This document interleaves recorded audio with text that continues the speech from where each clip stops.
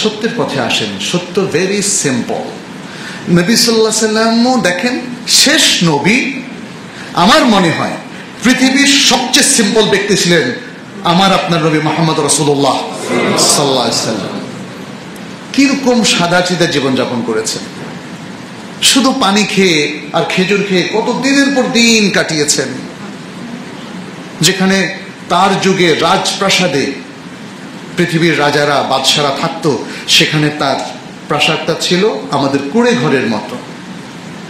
ঘুম থেকে উঠার পরে তার পিঠে আমরা দেখতাম যে দাগ বসে গেছে, তার বাসার ছাদটা তার মাথার সাথে লেগে যেত। ইয়া সালাম, এর থেকে সাদাসিধা কিছু হতে পারে বলেন তো? আজকে আপনি একটু পয়সাওয়ালা হওয়ার পরে আপনি একটা ভালো গুলশান ফ্ল্যাট কিনে ফেলেন। কিনাটা না জায়েজ বলছি না, আপনার সামর্থ্য থাকলে সেটা জায়েজ, বাট রাসূল সাল্লাল্লাহু আলাইহি ওয়াসাল্লামের কি সামর্থ্য ছিল না বলেন তো? অনেকগুলো হাদিস এসছে, অনেকগুলো ঘটনা যে রাসূল সাল্লাল্লাহু আলাইহি ওয়াসাল্লামের কাছে দিবসের প্রথম ভাগে বিভিন্ন দেশ থেকে, জনপদ থেকে যে সম্পদগুলো আসতো সেটা স্তূপ হয়ে যেত ছোট টিলার মতো, আর তিনি সেগুলো সন্ধ্যার আগেই বন্টন করে শেষ করতেন। নিজের জন্য কি কিছু রাখতেন? বাসায় কি কিছু পাঠিয়ে দিতেন?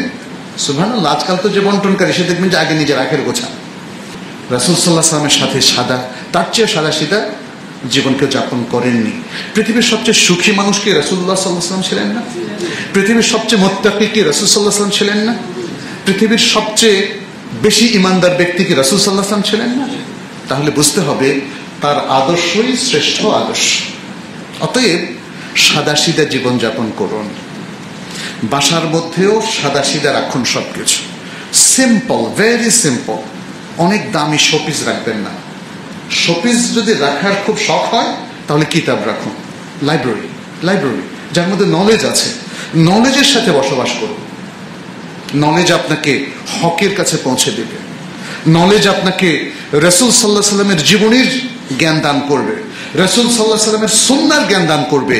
কারণ প্রকৃত নলেজ তো হচ্ছে সিরা এবং সুন্নাহর নলেজ অর্জন করা।